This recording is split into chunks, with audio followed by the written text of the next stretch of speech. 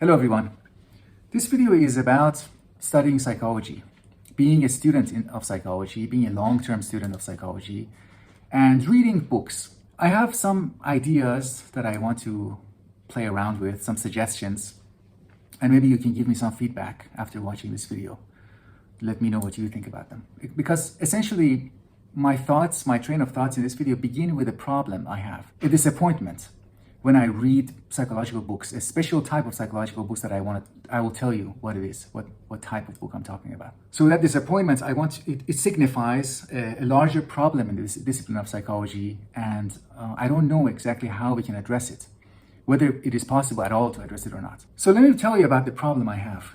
There are certain books that set themselves a very ambitious and very grand, and I think very worthwhile goal. They set themselves the goal of writing about, giving us a view of not just this subfield of psychology, but giving us a grand theory of psychology, a general psychological system, something that includes all of psychological fields. When I pick a book, there are several books of this kind. I don't mention any names because I'm talking about a disappointment. Maybe later on I can include examples. But this point that I'm making is quite general. I've encountered it in almost any of the recent books of this kind, this general theoretical psychology books. The problem is in the style and in the attitude of the writer. The writer generally has, in my opinion, a very cynical attitude towards the reader. It's not very optimistic. And I mean, when I talk about cynicism of the writer, I'm talking about how it seems that the writer assumes that this is the first book and probably the last book that the reader is reading about psychology. Doesn't presuppose any background, any knowledge of psychology, any knowledge of philosophy. And this is a general problem because you might know this about the discipline of psychology as an academic discipline. Psychology tries to have extremely minimal prerequisites as it goes forward. If you remove statistical and some other technical prerequisites, if you take different courses in psychology from first year, second year, third year, fourth year, each course begins from scratch, essentially. Each course presents itself as a beginning and an end.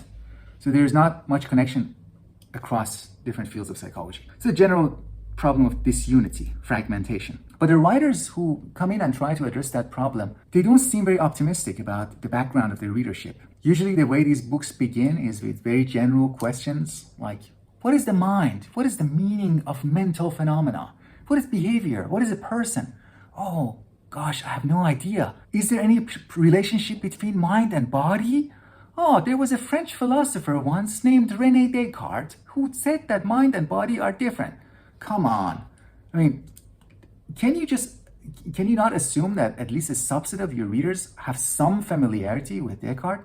And I'm not just talking about the caricature, the cartoonish version of Descartes, which is essentially a foil to be dismissed at the outset. This very serious thinker in psychology enters into the scene, and the first thing that they do is to say to Descartes, get out of the way, serious boys are at work here. I'm not talking about that caricature of Descartes, I'm talking about Descartes himself. There are readers in psychology, presumably, who have some familiarity with Descartes. They know that Descartes solved some problems, that modern science owes a lot to the Cartesian paradigm, Cartesian system, that this concept of the cogito Descartes introduced solves a very important methodological problem in science, across all sciences, all disciplines that try to be science. There are some readers who also know that Descartes spent a lot of time thinking about human emotions, thinking about human body.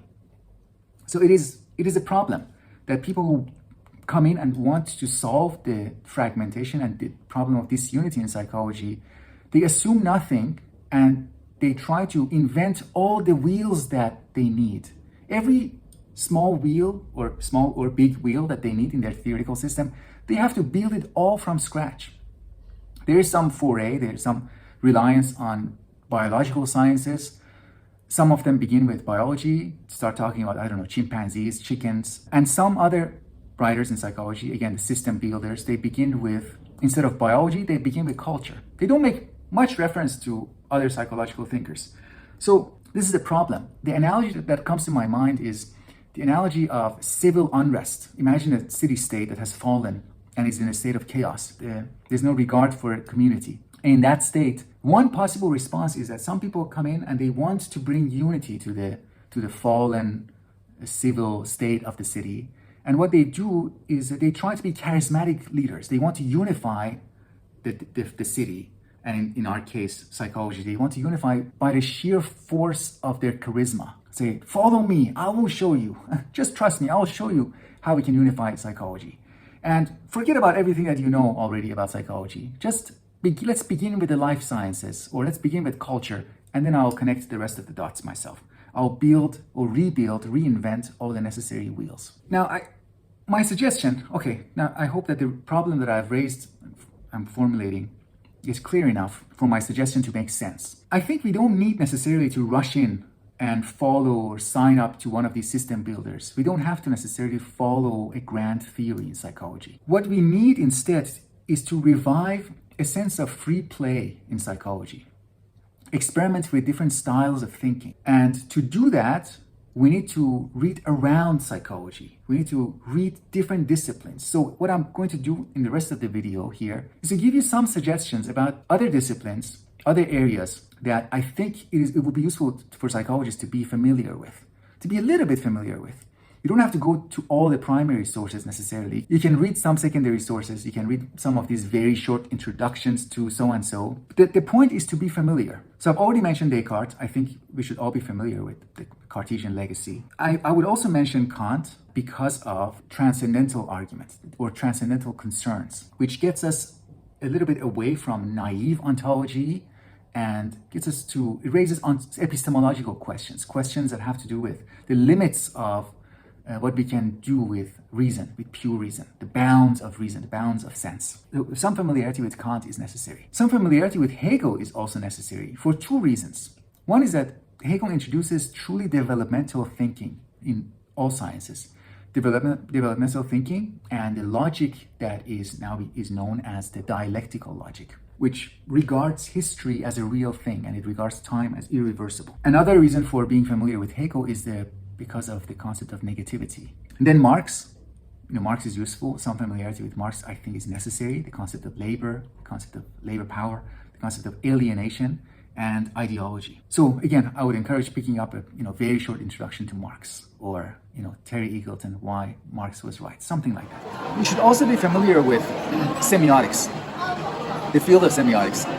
Pick up there's a book called simply Semiotics the Basics. It's like 300-400 page book. It's a good introduction. It's a little bit longer than it is necessary, but it's a good, something like that. It doesn't have to be that specific book. In addition to that, Phenomenology, again, Dan Zahavi, Phenomenology the Basics. It's the minimum background in phenomenology. Or an introduction to Edmund Husserl, the nominal founder of phenomenology. I would also suggest familiarity with hermeneutics. Nothing big. You don't have to go to Truth and Method of Gadamer. You can read short introduction to hermeneutics. The distinction between understanding something and explaining something. The difference between when you understand something as a detached observer, as somebody who has no interest in getting involved with the thing that you want to explain or you want to know about, and getting involved and being open to change, being changed in the process of understanding. That type of understanding that is not that entails the person who is understanding, the cycle that is ongoing, the dialectic cycle between the knower and what is being understood. Then let's move to psychology. In psychology, I would recommend some historical exposure. Kurt Danziger has a couple of important books, Naming the Mind, for example, and Jan Smedslund, who has a system known as psychologic, based on what we know already, our common sense. So what Smedslund has done is unique and is very important because he points out what we already know, the practical knowledge that we already have as individuals, people who live among people. And he explicates, he formulates them in a way that then we can reflect on this psychological knowledge. And in addition to Smedslund, I would also recommend these two books, Danish General Psychology. One is Catching Up with Aristotle, A Journey in Quest of General Psychology by Niels Engelsted, and A New Logical Foundation by Jens Mammen.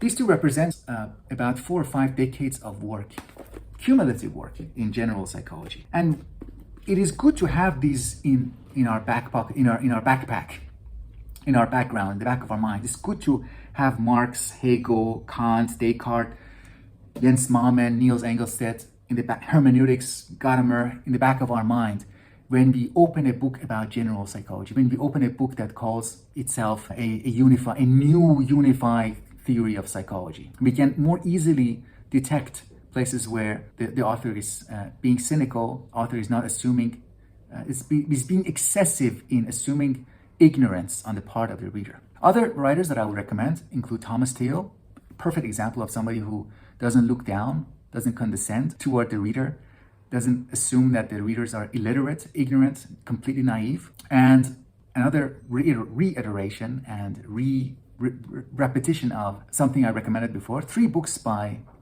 Michael Billig.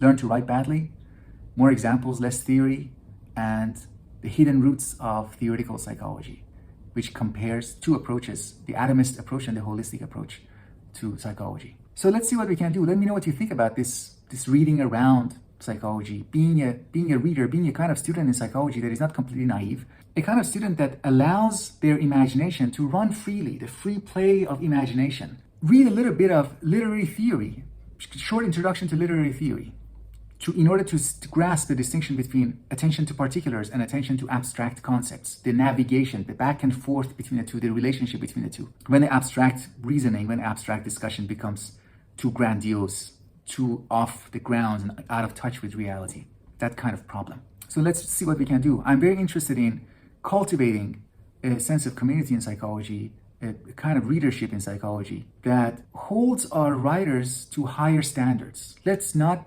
let these writers get away with these promises of unification while disregarding all these treasures that we already accumulated in the history of psychology. Maybe we don't need unification. What we need is just that free play of imagination. Being comfortable in engaging with different styles of psychological thinking. I'm comfortable thinking about psychology when I'm engaged in literary theory, literary criticism. I'm comfortable thinking psychologically when I read literature, when I read philosophy, when I read medieval philosophers, or when I read hermeneutical writers. So this is my general concern. Let me know what you think. And as I move forward with my presentations in this channel and with dialogue with you, I hope to elaborate more on this concern and how psychology has to keep itself informed and connected, not just to itself, but to surrounding fields. It's bad enough that people in other fields think of us in such low terms. They have, in so many of my own interactions, initially people hold it against me that I have a PhD in psychology, and that's completely understandable. But we also have that attitude towards each other in psychology. It is extra disappointing to open a book about psychology and find the cynical attitude that the psychologist, the writer, has towards other psychologists, towards fellow students of psychology. That's disappointing. We should raise above that. At least try. All right. Thank you very much for your attention. This might be my last video in 2020. If that is the case, I wish you all a happy new year and a good 2021. And I will talk with you in the next year. Thank you.